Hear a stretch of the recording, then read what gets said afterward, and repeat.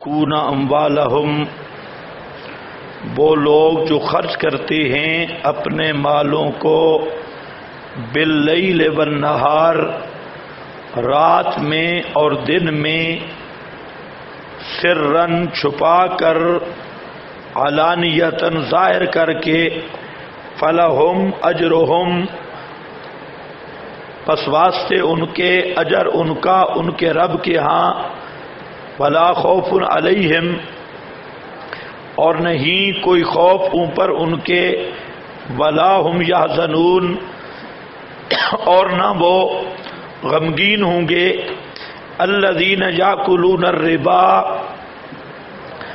وہ لوگ جو کھاتے ہیں یعنی لیتے ہیں، الربا سود، لا یقومون، نہیں کھڑے ہو سکیں گے، الا کما یقوم، مگر جیسے کھڑا ہوتا ہے، الذی، وہ آدمی، یتخبطہ، کہ پاگل بنا دے، خبتی بنا دے اس کو شیطان، من المس سے، چھونے سے،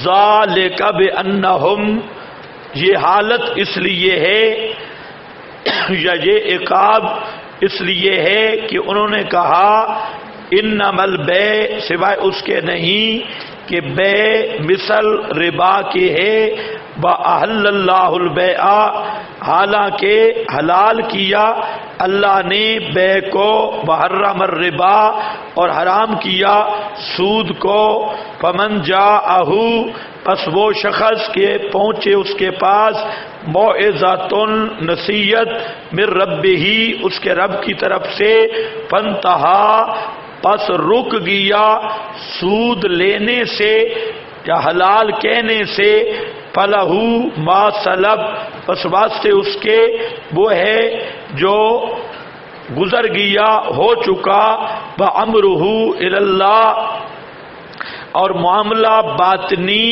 معاملہ اس کا، الی اللہ، اللہ کی طرف ہے اس کا، یعنی توبہ مخلصانہ یا موحدانہ، ومن آدا، اور وہ شخص جو لوٹے گا، فاولئک، پس وہی لوگ ہیں، اصحاب النار، ساتھی آگ کے، ہم فیہا خالدون، وہ اس میں ہمیشہ رہنے والے، یمحق اللہ، مٹاتا ہے اللہ پاک سود کو، بڑھاتا ہے اللہ پاک صدقات کو، اور اللہ پسند کرتا ہے، نہیں پسند کرتا ہر کثیر الکفر، اثیم بدکار کو، ان الذین آمنوا، بشارت ہے بے شک وہ لوگ جو ایمان لائے اور کام کیے بھلے اور قائم کی نماز اور دیتے رہے زکوٰۃ، لہم اجرہم، پاس سے ان کے، یہ ثمرہ اولا جلب نفع، پاس سے ان کے اجر ہے ان کا ان کے رب کے ہاں، ولا خوف علیہم، اور نہیں کوئی خوف ہوگا اوپر ان کے، نمبر 3، ولا ہم یحزنون، نہ وہ غمگین ہوں گے، یا ایھا الذین آمنوا، اے ایمان والو، اتقوا اللہ، ڈرتے رہو اللہ سے، وذروا، اور چھوڑ دو جو بچ گیا ربا سے، اگر ہو تم یقین رکھنے والے، فَإِن لَّمْ تَفْعَلُوا، پس اگر نہ کیا تم نے، فَأْذَنُوا، تیار ہو جاؤ، بِحَرْبٍ مِّنَ اللَّهِ، جنگ کرنے اللہ سے اور اس کے رسول سے، فَإِن تُبْتُمْ، اگر تم نے توبہ کی، پس واسطے تمہارے اصل ہیں مال تمہارے، لا تظلمون، نہ ظلم کرو، ولا تظلمون، نہ ظلم کیے جاؤ، وَإِن كَانَ، اور اگر ہے، ذو عسرۃ، تنگ دست، تو اس کے لیے ڈھیل دینا ہے، فعلیکم نذرۃ، بس اوپر تمہارے ڈھیل دینا ہے طرف آسانی کے، اور یہ کہ صدقہ کر دو بہتر ہے واسطے تمہارے، ان کنتم تعلمون اگر ہو تم اس فضیلت کو جانتے، اور ڈرتے رہو اس دن سے ترجعون فیہ لوٹائے جاؤ گے اس دن میں طرف اللہ کے، پھر پورا پورا دیا جائے گا ہر جی ما کسبت جو اس نے کمایا، وہم لا یظلمون اور وہ نہیں ظلم کیے جائیں گے۔ اب ذرا جہاں دیکھیں اللہ تعالیٰ نے اس رکوع میں انفاق کی ایک ناجائز صورت کو ذکر کیا، جہاں پر 4 باتیں سمجھنی ہیں۔ پہلی بات ربا،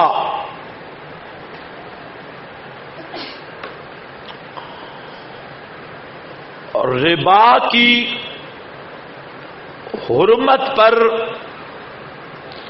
قرآن کریم کی 10 آیات، 7 یہاں، 1 آل عمران، 2 نساء، اور 1 سورہ روم میں آیت ہے، اس کے بارے میں تفصیل ہے کہ یہ ربا مراد ہے یا نہیں۔ 10 آیات، 40 احادیث یعنی مضموناً متواتر اور اجماع امت سے ربا کی حرمت ثابت ہے، ربا حرام ہے۔ 1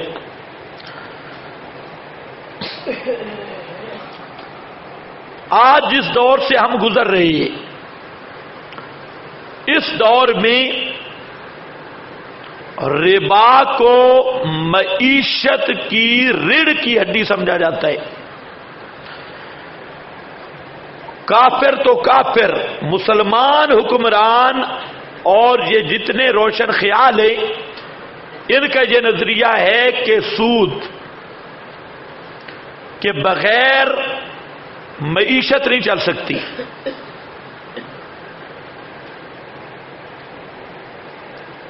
اور یہ نظریہ خالصتاً کفر ہے، جس کا مطلب یہ ہے کہ اللہ نے کائنات بنائی اور سود کو اللہ نے حرام کیا، اور یہ بات اللہ تعالیٰ سمجھ نہیں سکا کہ اس کے بغیر تو دنیا چل نہیں سکے گی۔ تو ایسا کہنے والا کہ کاروبار یا دنیا کی معیشت سود کے بغیر نہیں چل سکتی، اس ایسا کافر ہے جیسے داریہ کافر ہے۔ کہ سود کو حرام کس نے کیا؟ بولو شابش، کس نے کیا؟ اللہ نے۔ اور یہ کہنا آج کا ڈاکٹر، آج کا پروفیسر، آج کا روشن خیال، کلمہ گو زندیق یہ کہتا ہے کہ سود کے بغیر جناب دنیا چل ہی نہیں سکتی، معیشت چل ہی نہیں سکتی، تو اس کا معنی یہ ہے کہ جس نے دنیا بنائی اور جس نے سود حرام کیا وہ سمجھ نہیں سکا کہ سود کے بغیر تو دنیا چل نہیں سکے گی، معیشت بحال نہیں سکے گی، اس لیے اس نے بھول کر یہ فیصلہ کیا ہے حرمت سود کا۔ تو ایسا ڈاکٹر، پروفیسر، یونیورسٹی، ماہر معیشت اور چاہے جس نام سے بھی ہو تو وہ ایسا کافر ہے جس طرح داریہ کافر ہے۔ آپ کو کچھ بات میری سمجھ آئی؟ اب ان لوگوں نے ایک نیا غامدی جیسا شیطان اور میڈیا پر روشن خیال لبرل محقق بٹھائے، اور موجودہ دور میں جو سب سے زیادہ ریسرچ ان کی چل رہی ہے، تحقیق، کہ سود مجمل چیز ہے، مشتبہ چیز ہے۔ جب ایک مجمل حکم ہے مشتبہ حکم ہے تو اس کی تفسیر کرنے کا ہمیں حق ہے. میری بات سن رہے ہو کہ سود کا قرآن نے جو حکم بیان کیا وہ کیا کیا؟ مبہم. حدیث میں بھی مبہم. تو اس لیے سود اور ربا کی تفسیر کرنے کا اہل معیشت کو حق ہے، ماہر معیشت کو حق ہے. یہ دوسرا کفر کا اصول ہے.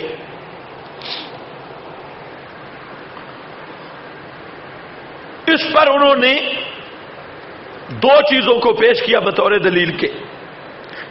ایک چیز فقہا کا اختلاف کہ امام ابو حنیفہ علت اشیاء ستہ میں سود کا اور ضابطہ نکالتی ہیں، امام مالک اور ضابطہ نکالتے ہیں، امام شافعی اور ضابطہ نکالتے ہیں، اور یہ سب اولی الامر ہیں.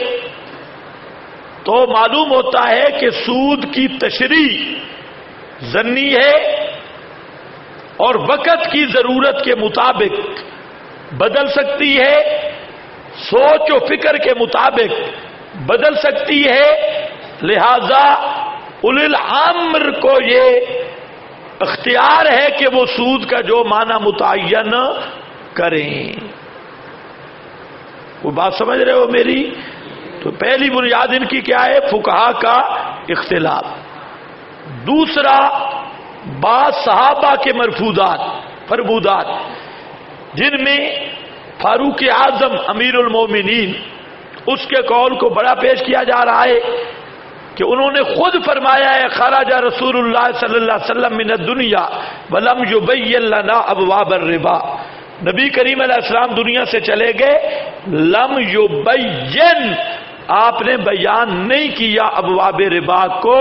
تو یہ اس بات کی واضح دلیل ہے کہ قرآن عربی میں نازل ہوا اور حضرت فاروق اعظم اہل لسان ہو کر سود کے بیان کے محتاج تھے. ایک دوسرا، سود کا بیان رسول نے نہیں کیا تو سود کا حکم مجمل رہا.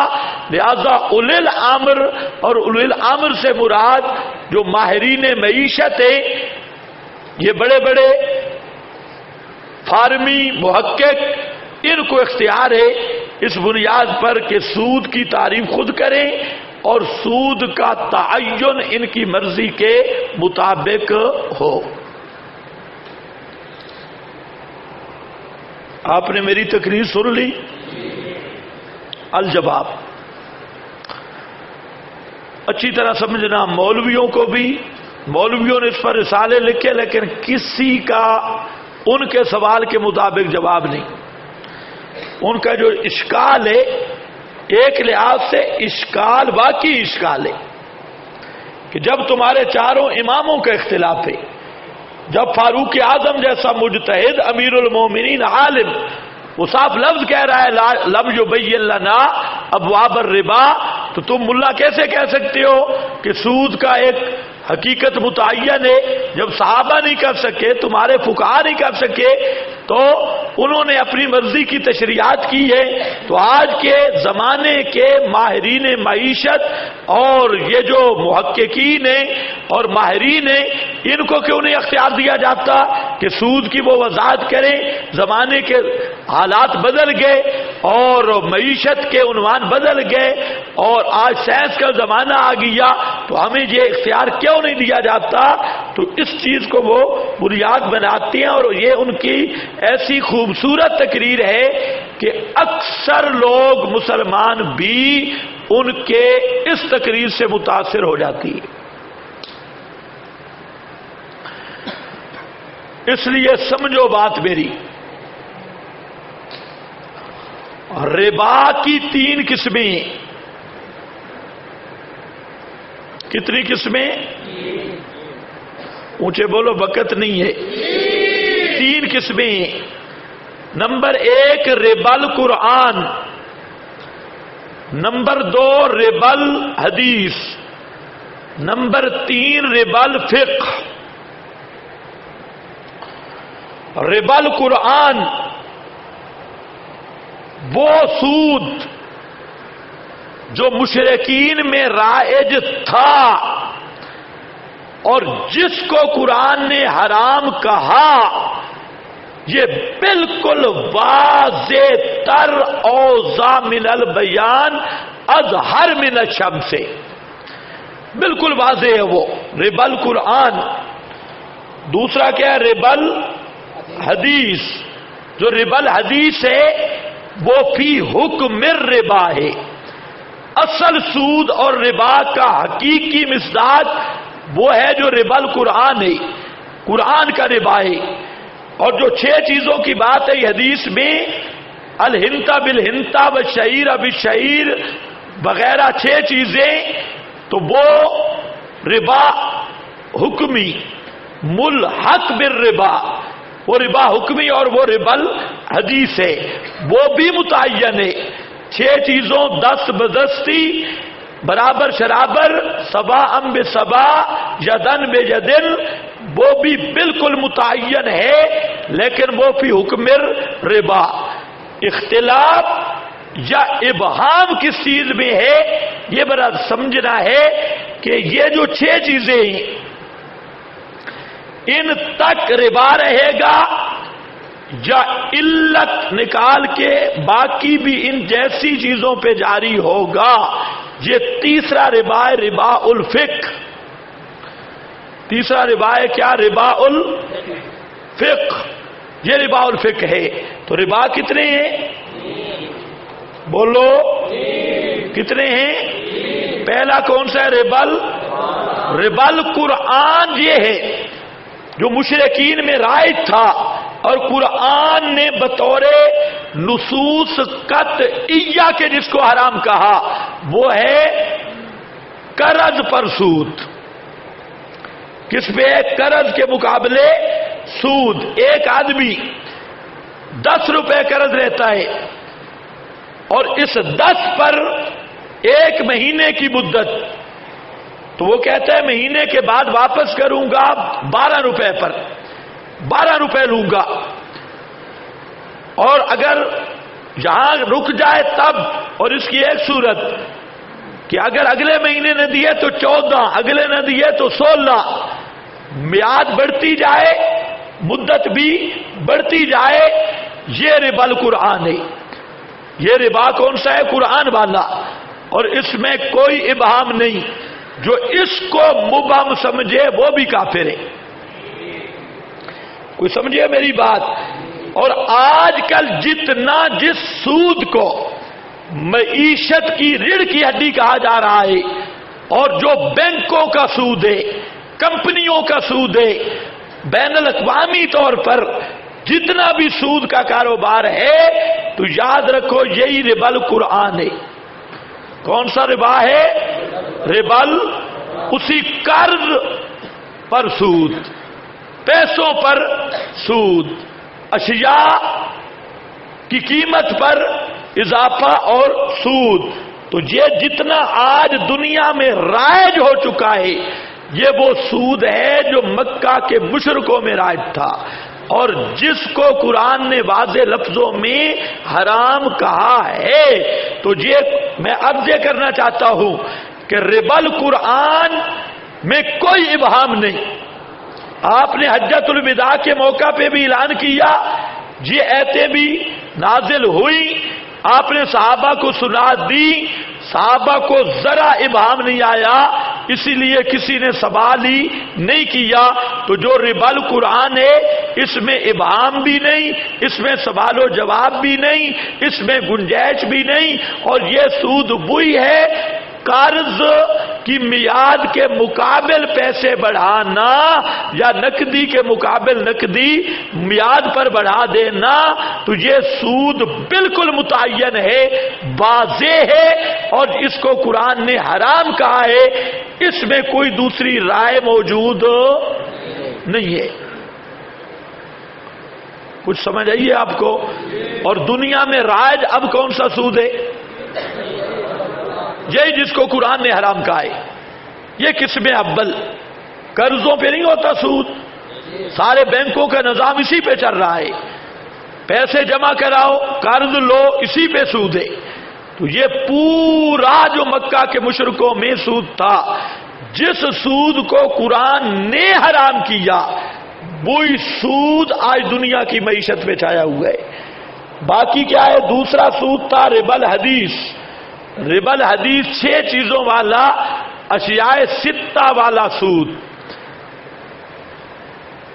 اس کا معیشت پر بین الاقوامی جب ملکی طور پہ رواج ہی نہیں۔ تو بزرگوں بینکوں سے پتہ کرو، عام طور پہ اس کا کوئی رواج نہیں ہے۔ اگر بین الاقوامی طور پہ بالکل نہیں، اجتماعی طور پہ اس کا وجود نہیں ہے، انفراد بھی کہیں ہو تو 1 بوری گندم کے مقابل 2 بوریاں لینا رواج نہیں ہے۔ اس بات کو بھی سمجھو، جو ربا الحدیث ہے اس کا وجود نہیں ہے، اجتماعی شکل میں نہیں۔ اور اس کے بعد تیسرا درجہ ہے ربا الفقہ، کہ یہ جو 6 چیزیں ان کی علت کیا ہے، اس علت پر وہ ربا ظنی ہے، اور وہ جو ربا الحدیث ہے خود اس کا وجود نہیں ہے۔ تو جو ربا الفقہ ہے اس کا وجود تو اس پر بھی مبنی ہے، حدیث پر، اس کا بھی رواج کہیں نہیں۔ تو جس سود کا رواج نہیں اس پہ یہ بے ایمان بیٹھے ہیں گفتگو کرتے ہوئے کہ سود کے ابواب مبہم رہ گئے۔ وہ سود دنیا میں ہے ہی نہیں، اس کا رواج ہی نہیں، نہ ربا الحدیث مبہم وہ بھی نہیں، وہ بھی اشیاء 6 الہنتا بالہنتا یدن بے یدن سباء بسباء، وہ بھی متعین ہے۔ زیادہ سے زیادہ ابہام کس میں رہا؟ اشیاء 6 کی علت میں، کہ علت کیا نکلے گی، اور وہ دنیا کی معیشت میں اس کا وجود ہی نہیں۔ حضرت فاروق اعظم جو کہہ رہے تھے لم یبین لنا ابواب الربا، اس سے مراد ربا فقہی ہے کہ یہ 6 چیزوں میں ضابطہ کیا ہے حرمت کا، یا فقہا جو پریشان رہے وہ ربا فقہی ہے، وہ خارج از بات ہے، اس کا نہ دنیا میں کوئی وجود ہے نہ کاروبار ہے۔ جو دنیا میں جس سود کو کھڑا کیا گیا یہ وہ سود ہے جس کو قرآن نے حرام کیا۔ آپ کو کچھ بات میری سمجھ آئی ہے کہ نہیں؟ اس سود میں کوئی ابہام شبہام، یہ نص قطعی کا حرام ہے، اور اس سود کو جو مبہم کہے وہ بھی مرتد، اس کو جو قابل بیان کہے وہ بھی پکا کافر ہے، جیسے سود کو حلال سمجھنے والا کافر ہے۔ یہ لوگ فرق نہیں کرتے، لوگوں کو الو بنایا ہوا ہے میڈیا پر بیٹھ کے، اور جی سود میں حضرت فاروق اعظم کو شک تھا، مالک، شافعی، احمد، اور یہ سارے ٹماٹر کے بچے وہاں بیٹھتے ہیں اور اپنے تحقیق ٹھوستے ہیں، صرف بتاتے نہیں، ٹھوستے ہیں۔ مسئلہ سود مبہم کیا ہے؟ جو سود جس کا وجود ہے عالمی منڈی میں، عالمی بینکاری میں، بین الاقوامی طور پہ جو رائج ہے اجتماعی طور پر سود، تو وہ سود ہے جو مشرکین مکہ یہود میں تھا اور قرآن نے حرام کیا۔ اور وہ سود کیا ہے؟ میعاد، قرض پر سرمایہ بڑھا دینا، قرض پر پیسے بڑھا دینا، یہی سود ہے، اور ایک ہی ہے، اس میں کوئی دوسری رائے شک ہے آپ کو؟ اس لیے اس کی تعریفیں بالکل واضح۔ ابن عربی بڑا محقق عالم ہے، احکام القرآن میں فرماتی ہے ان من زعم ان هذه الآیۃ مجملۃ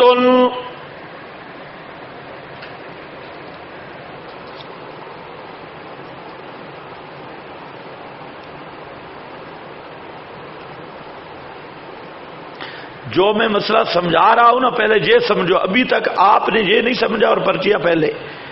میں کیا رونا رو رہا ہوں کہ سود کی کتنی قسمیں؟ 3۔ کون سی؟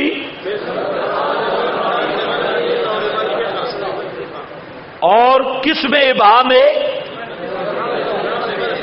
کیوں ابہام ہے؟ اختلاف پہ ضابطہ اور علت کی بنیاد پر۔ اور وہ سود دنیا میں موجود ہی نہیں، اور جو سود دنیا میں رائج ہے اس میں ابہام ہے، اس میں کوئی دوسری رائے ہے؟ اس سود کا نام کیا ہے؟ سود ربل قرآن، ربل قرآن، جس کو قرآن نے حرام کہا ہے، وہ سب بینکوں کی رونق ہوئی ہے، اور اس میں کسی ایک فقیہ کی بھی دوسری رائے نہیں، پوری امت متفق ہے، اور 10 آیتیں قرآن کی اس پر موجود ہیں، 40 احادیث موجود ہے، پوری امت صحابہ کا اجماع موجود ہے کہ اس سود قطعی حرام ہے، اس میں تعبیر کرنے والا بھی کافر، اس کو حلال سمجھنے والا بھی کافر، اور اگر تعبیراً حلال نہیں کیا، صرف معاملہ کیا ہے، تو پھر کبیرہ کا مرتکب ہوگا۔ کفر کا تعلق عقیدے کے ساتھ ہے۔ لوگوں کو جو دھوکہ دیا جا رہا ہے وہ سمجھے، اور جی سود مباح میں آیات میں مجمل ہے، یہ تمہید باندھ کے پھر یہ چھکے چاڑ پینٹ پتلونی مرغے یہ بیٹھتے ہیں تشریح کرنے، اس لیے وہ ہمارا جو پچھلا شریف صدر مملکت تھا بیچارہ، وہ پورے 5 سالہ میں ایک دفعہ بولا، کہتا ہے کہ مولوی صاحبان سود کے بارے میں ذرا سوچیے۔ میں نے کہا اچھا ہے، معیشت کا فکر ہے تو جو اس نے مولوی رکھے ہیں تو وہ ذرا ماں کے ساتھ نکاح کے بارے میں بھی سوچ لے، یہ باہر سے زنانی لانے کی کیا ضرورت ہے؟ اگر مولوی فتویٰ دے دیں کہ صدر مملکت صاحب اپنی ماں سے بھی نکاح کر سکتا ہے تو بہت ساری معیشت محفوظ رہ جائے گی۔ اور ادھر ادھر کے ایسے چبل پتہ نہیں ان کو کس نے مسلط کیا ہم پر، گدھے کے گدھے باتیں عجیب کرتے ہیں سود کے بارے میں۔ سود مولوی کے باپ کا اختیار ہے، سود کے بارے میں بھی اس میں نرمی کرے۔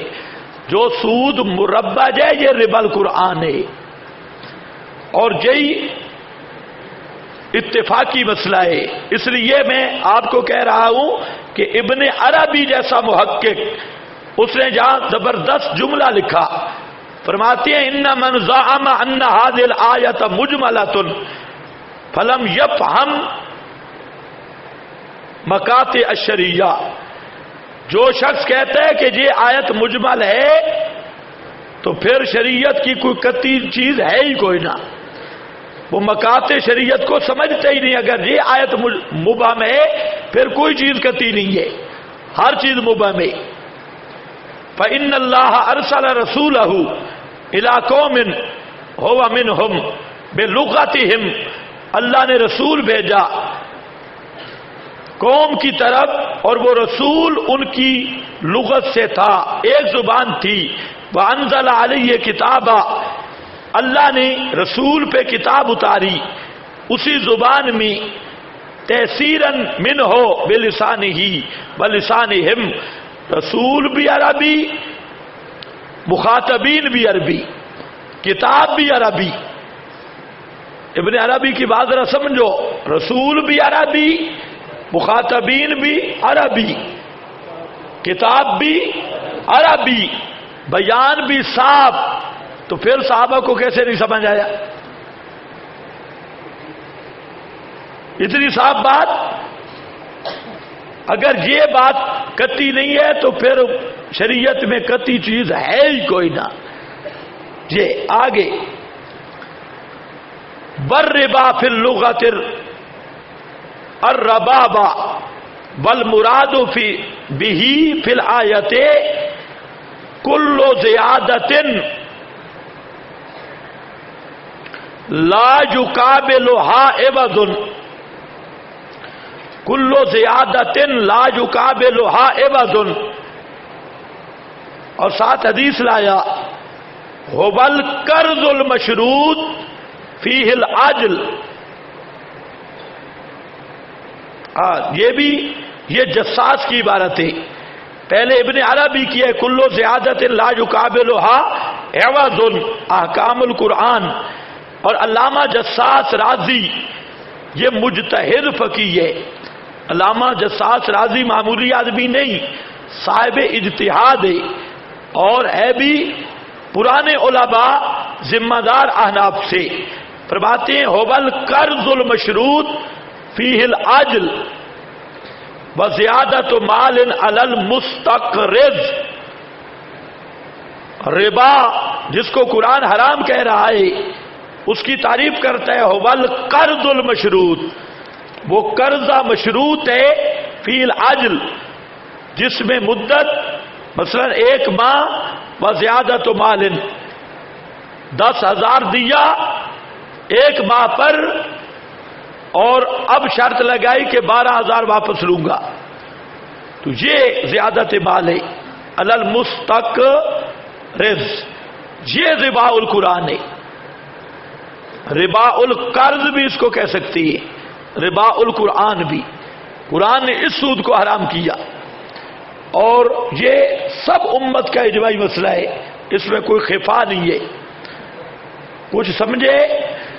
اب ایک مسئلہ یہ ہے، دوسرا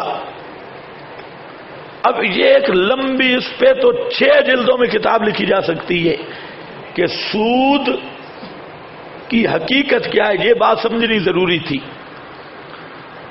دوسرا ہے کہ سود کی حرمت کیوں ہے،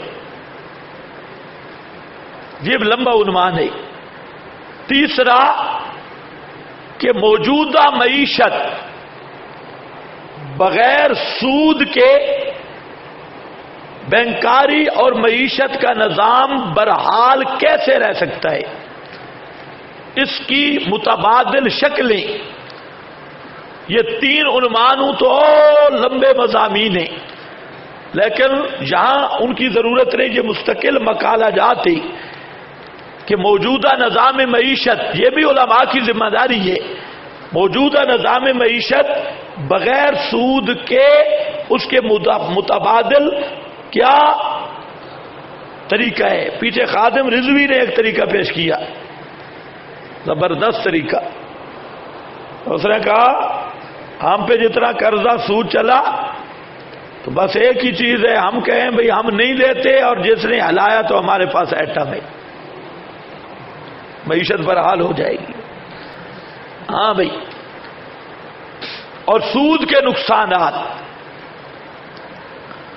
یہ 4 چیزیں ہیں، ان پہ ابھی گفتگو نہیں کرتا، ابھی ذرا آیات کے اندر آؤ۔ تیسری بات جو جہاں عرض کرنی ہے، اللہ تعالیٰ نے فرمایا کہ الذین یاکلون الربا، غیر مقلد جہاں پھنس گئے ان کو کہو جو جہاں تو منع کیا گیا سود کھانے سے، کوئی آدمی گاڑی لے تو گاڑی کھائی تو نہیں جاتی، چارپائی، گاڑی، زمین، تو جہاں پر پھر درایت الایت ہوگی کہ یاکلون عام ہے، یاخذون کے معنی میں لینا، مطلق لینا ہے۔ الربا لا یقومون الا کما یقوم، یہ آیت ہے۔ اس سے بعض حضرات نے استدلال کیا ہے کہ اللہ تعالیٰ نے سودی آدمی کو مثال دی ہے جیسے جنات جس کو خبتی بنائیں چھو کر، تو بعض لوگوں نے، عاملین وغیرہ نے یہاں سے نکالا کہ اس سے پتہ چلتا ہے کہ جن انسان کو خبتی بنا سکتے ہیں، اور وہ جو لڑکیوں پر جن شن آتی ہے اور لڑکوں پر بھی جن شن آتی ہیں، جس طالب علم کا پڑھنے کا زیادہ موڈ نہ ہو اس پر بھی کافی جن شن آ جاتے ہیں، تو کہتے ہیں کہ اس سے جنات کے مس کا ثبوت ہے، اور جب جن مس کرتے ہیں تو ہمارا کاروبار بھی بالکل ٹھیک ہے۔ لیکن یہ استدلال بڑا کمزور ہے، یہ استدلال بن نہیں سکتا۔ ایک بات ذہن میں رکھو کہ قرآن کریم کا قاعدہ ہے کہ قرآنی تشبیہات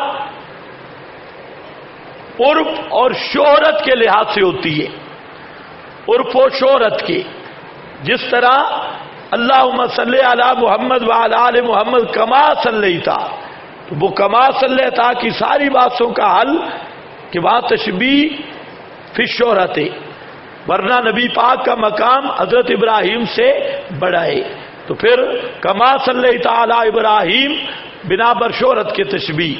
اسی طرح یہاں پر بھی جیسا کہ پہلے میں نے آپ کو کہا کہ وہ کہتے ہیں کہ اللہ بادلوں میں آئے، تو یہودیوں کا قول مشہور تھا حکایتاً عن قول الیہود، وہاں میں نے بتایا. تو یہ بھی لوگوں میں جنات کا مس مشہور ہے کہ جنات مرگی والا اس کو بھی کہتے ہیں گویا کہ اس کو جن ہو گئے. کوئی پاگل ہو اس کو بھی لوگ کہتے ہیں اس کے جن ہو گئے. تو بنا پر حکایت قول المشرکین وجہ قول العاملین کما یقول الذی یتخبطہ، یہ آیت بالکل صحیح ہے. اس سے یہ نہیں ثابت ہوتا کہ جن انسان کے اندر داخل ہو جائیں یا اس کو لتاڑ دیں یا اس کو بے ہوش کر دیں. یہ ایک مشاہدے کا مسئلہ ہے، اس سے الگ چیز ہے. قرآن نے اس کی طرف کوئی رہنمائی نہیں کی. کوئی سمجھ گئے یا نہیں سمجھ گئے؟ دوسری بات یہ ہے کہ جہاں تشبیہ کیوں دی وہ مرگی کے مریض کے ساتھ، پاگل خبتی کے ساتھ، اس لیے کہ الجزاء من جنس العمل، جیسا عمل ہے اس کی وہی جزا ہے. تو یہ جو سودی ہوتا ہے نا، یہ دنیا میں ہر وقت 99 کے چکر میں ہوتا ہے. اس کا مقصد پیسے ہی پیسہ، پیسے ہی پیسہ، پیسے ہی پیسہ، اور ہر وقت یہ اس کو خبط ہوتا ہے، نہ بیوی بچوں کا خیال نہ گھر کا خیال، وہ پاگل ہو کے پیسہ کے پیچھے پھرتا ہے. تو دنیا میں جیسے پیسہ کے پیچھے پاگل ہے، جب قبر سے اٹھے گا اور میدان محشر میں جائے گا تو اللہ تعالیٰ اس کے عمل کے مطابق اس کو جزا دیں گے اور اسے پاگل بنا کے، خبتی بنا کے اٹھائیں گے. اور یہ جو انہم قالو، یہ الو سو رہا ہے، اس کو دو لگاؤ، دو پکی کر کے. یہ تو پڑوس میں بیٹھ کے سو رہا ہے، شتونگڑیا.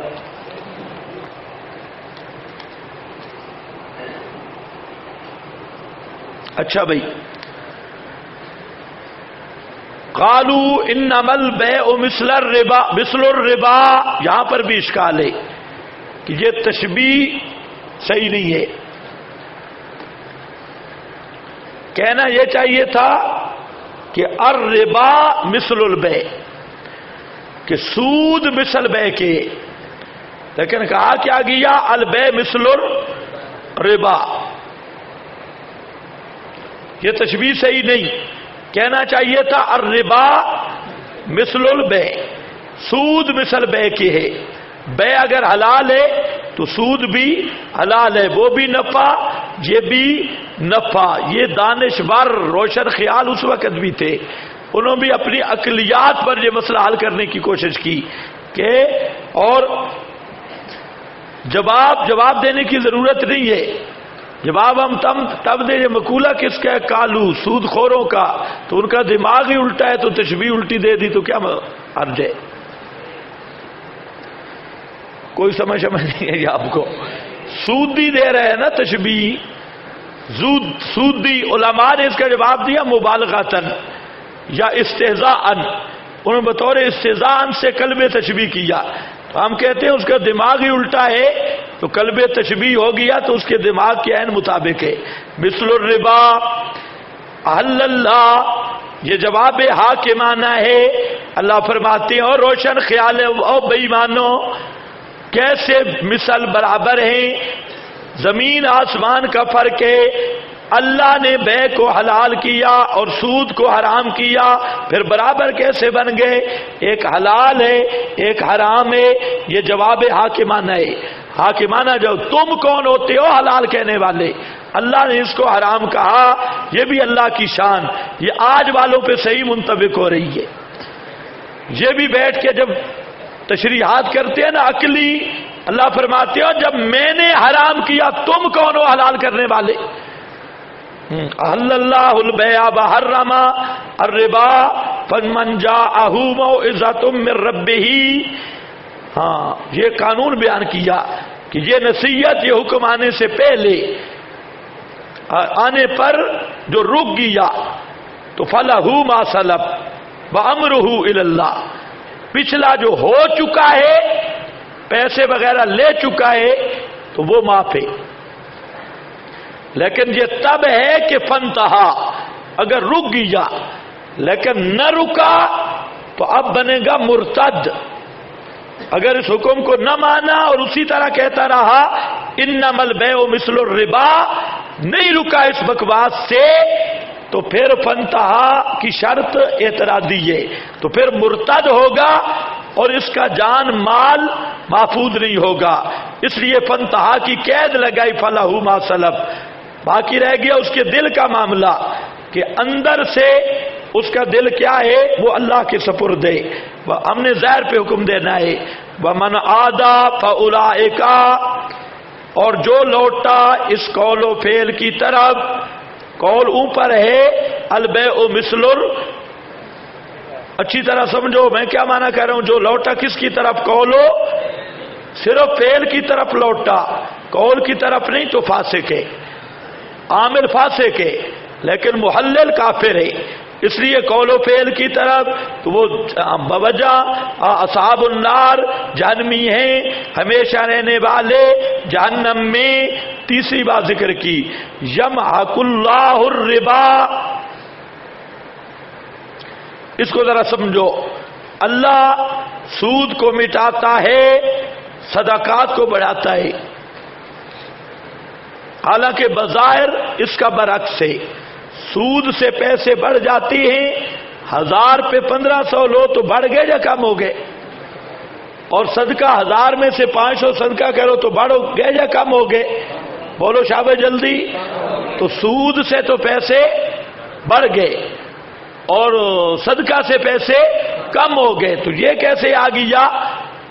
اس پر بھی غیر مسلم ہندوؤں وغیرہ نے اعتراض کیا کہ یہ عجیب بات ہے، ہماری آنکھوں کے سامنے ہے کہ سود سے پیسے بڑھتے ہیں اور صدقہ دو تو کم ہوتی ہیں، قرآن محمد کو اتنا بھی پتہ نہیں تھا۔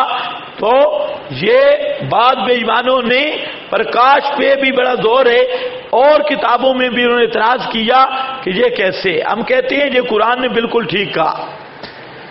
اس کے 3 صورتیں ہیں، 3۔ نمبر 1 کہ یہ جو اللہ نے فرمایا یمحق اللہ الربا یربی الصدقات،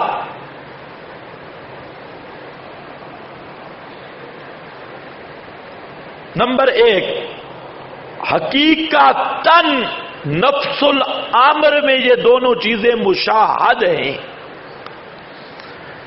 مشاہد ہیں۔ کئی ایسے سود خور جو کروڑ پتی ارب پتی تھے اور ہم نے اپنی آنکھوں سے دیکھے کہ ایک ٹکے کے لیے بھی ترس گئے اور دیوالیہ بن گئے۔ آپ سمجھ رہے ہیں میری بات؟ ارب پتی سود خور، ان کا معال انجام کیا نکلا؟ حصی طور پہ کہ دیوالیہ ہو کے رہ گئے، سارے کاروبار تباہ ہو گئے، سب کچھ۔ اور یہ مشاہدے کی چیز ہے، اس کا انکار ایسے ہے جیسے چڑھے ہوئے سورج کا انکار ہے۔ جو لوگ باہر کی دنیا کو جانتی، تو ایسے میں خود 60-70 آدمی کو جانتا ہوں جو سود کا کاروبار کرتے تھے اور ارب پتی تھے، آج ان کی بلڈنگیں، ان کی کوٹھیاں، ان کو بھی دیمک اور کیڑے کھا گئے، اور دروازہ کھولنے والا بھی کوئی نہیں ہے، ہر چیز تباہ ہو گئی۔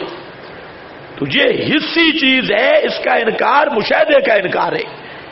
اور ہم نے دیکھے ایسے آدمی غریب، انہوں صدقہ دینے والے جو آج کروڑ پتی ارب پتی بنے ہوئے، ہمارے وہ جو مالدار ہو گئے، جنہوں نے سود کی بدماشی شروع کی، اربوں سے زیرو پہ آ گئے، یہ زیرو سے اربوں پہ پہنچ گئے۔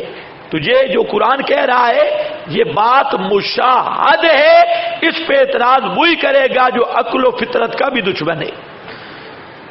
تو ایک تو اس کا صاف معنی ہے، سمجھ گئے یا نہیں؟ بولتے کیوں نہیں؟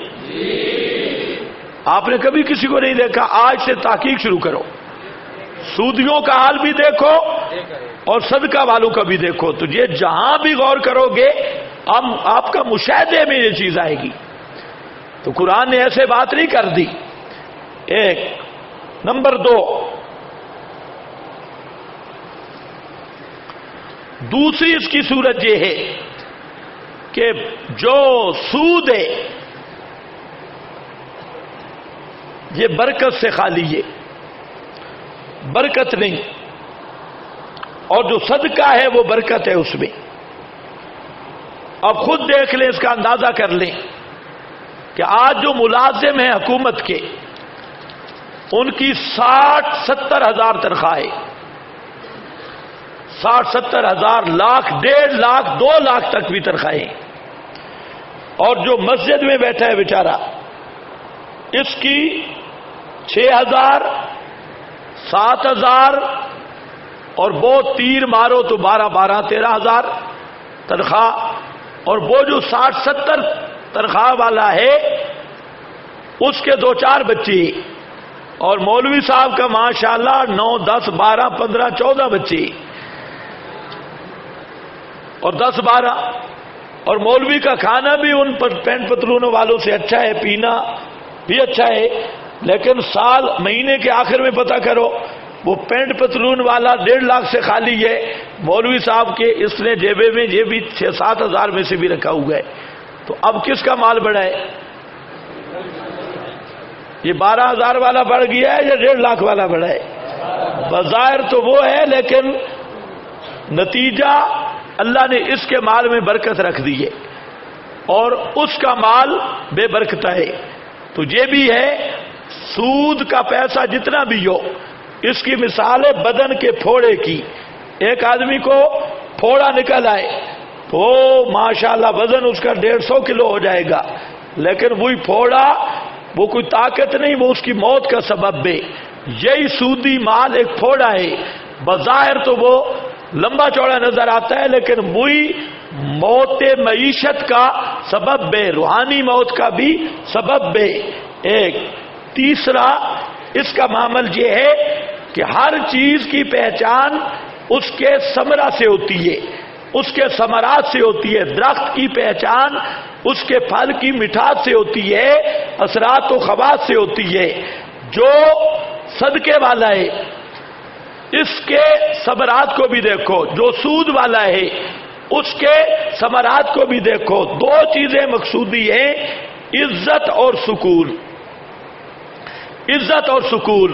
تو یاد رکھ لو، سودی آدمی کو اللہ دنیا میں بے عزت کرتا ہے اور اس کا سکون سلب ہوتا ہے۔ آج بھی امریکہ برطانیہ میں 85% وہ لوگ ہیں، 90% وہ لوگ ہیں کہ خواب آور گولیاں لے کر سوتی ہے جب تک وہ، اور گولیاں بھی کام چھوڑ دیتی ہیں۔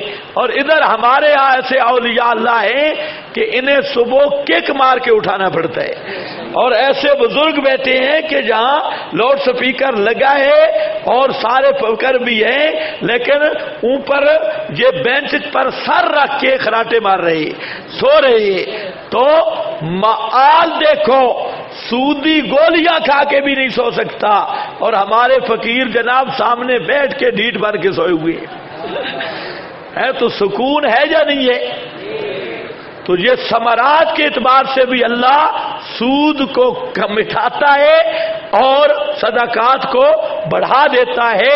تیسرا اس کا یہ معامل بھی ہے، سمجھ گئے ہو؟ یمحق اللہ الربا ویربی الصدقات واللہ لا یحب کل کفار اثیم۔ دنیا میں سب سے بڑا سودی کاروبار اور دنیا کا سب سے بڑا فراڈ وہ ریونڈیوں نے کیا ہے۔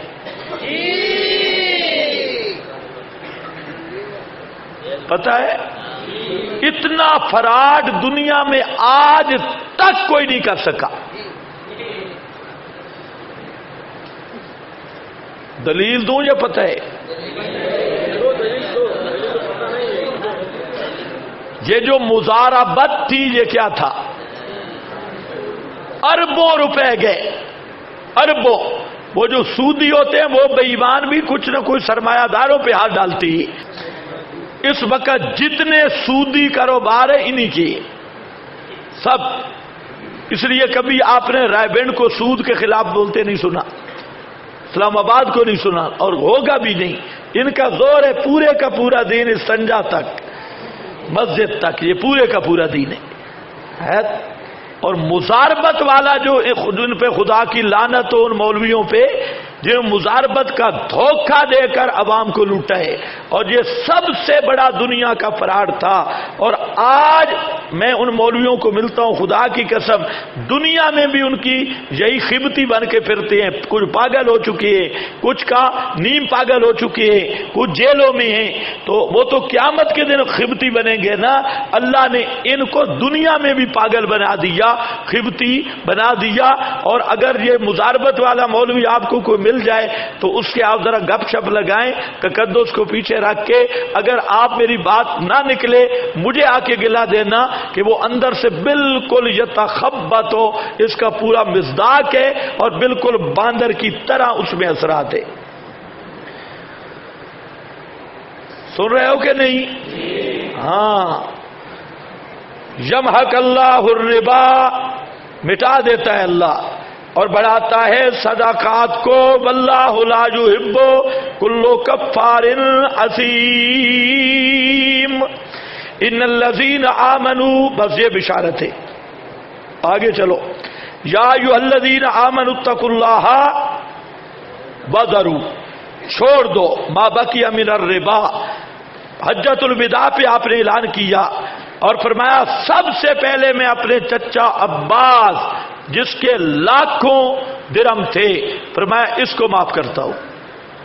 چچا عباس کا سود گیا تو بڑی ترتیب کے ساتھ یہ حکم ہوا اور سب صحابہ نے سر تسلیم خم کیا، کسی کو کوئی، حتیٰ کہ جو کفار قبیلے تھے وہ بھی اس پر خوش ہو گئے، اور انہوں نے جو صحابہ سے سود لینا تھا انہوں نے بخوشی قبول کیا، ٹھیک ہے کہ آپ ہم سے نہ لیں، جو صاحب کا معاہدہ ہو چکا ہے ہم آپ سے نہیں لیں گے، کیونکہ وہ بھی جانتے تھے کہ سود نری لعنت ہے اور انسانی ذلت کا یہ ایک سبب ہے۔ آج ساری دنیا اسی میں جکڑی گئی، نکلنا مشکل ہے۔